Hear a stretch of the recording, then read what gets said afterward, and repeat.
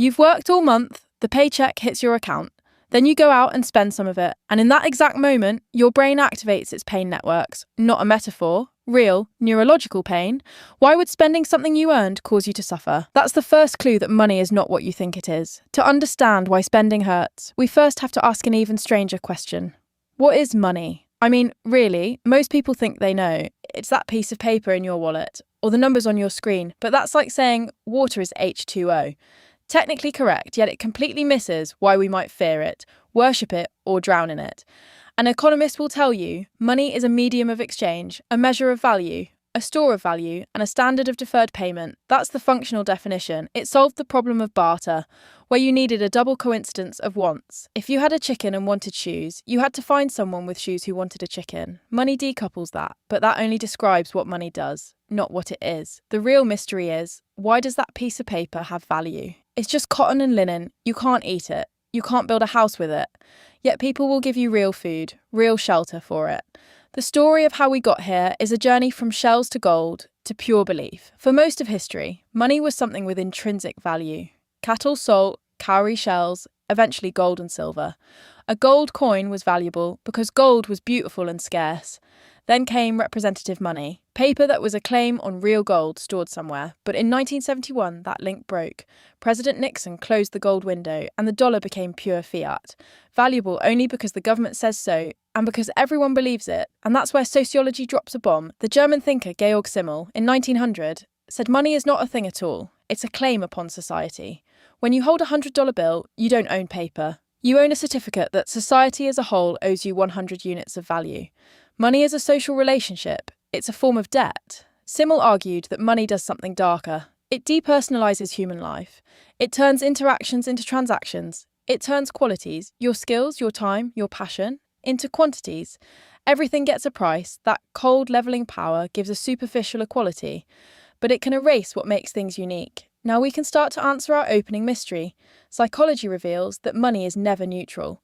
Our minds treat different sources of money completely differently. The $100 you earn from hard work and the $100 you win at a casino. They go into entirely separate mental accounts, objectively identical, subjectively worlds apart. This is mental accounting. Researchers call it the house money effect. People gamble much more recklessly with money they didn't toil for, and neuroeconomists have confirmed the act of spending money literally activates effective pain networks in the brain. Spending hurts, not because the money is gone, but because of the symbolic meaning we've attached to it. That pain is the echo of your effort, your security, your status, and it gets worse. When people feel financially scarce, their cognitive bandwidth shrinks. Poverty itself impairs the ability to plan, to think long term.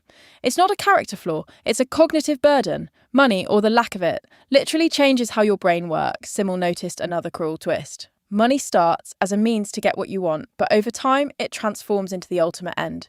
You chase money for its own sake, forgetting why you started. This is the money illusion. You accumulate numbers in a bank account as if they were life itself. Philosophy asks, what does this do to us as humans? Money offers freedom. You no longer have to depend on a specific lord or village, but it's a cold freedom. Your connection to the world becomes purely monetary. You are replaceable in every transaction. It creates a world of false equality. A billionaire and a beggar are both equally measured by money, but that equality erases everything that matters. But is all this universal? Anthropology says no. In many cultures, the same amount of money given as a gift creates a bond. Given as a payment, it severs one. Money carries vastly different meanings. An anthropologist once said, what money means and what money does are not really two separate questions. Its meaning is woven into its use. Simmel wrote something haunting. Money is the existence of the value of things without the things themselves. It's a ghost of value. You cannot touch value itself, but through money you can hold it. That's why a piece of paper can trigger pain, joy, greed, and fear.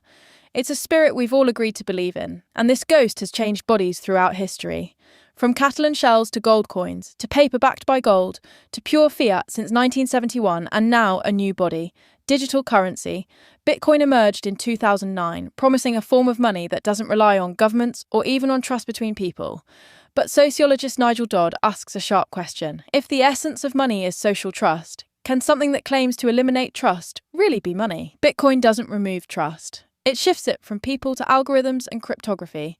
Trust doesn't disappear. It just takes a new form. So what is money now? A contest between state sovereignty and decentralised networks. The definition is being rewritten right now. So what is money? Not paper, not metal, not code. Money is the invisible contract between you and everyone else. It is your claim upon the world's value and the world's trust in your future contribution. It is simultaneously an economic tool, a social bond, a psychological trap, a philosophical condition, and a cultural story. And now you have the ultimate question. Every time you spend, save, or earn, you are not just moving money, you are participating in the oldest and newest human ritual. So, what are you really doing when you use money? That's not a question for economists, that's a question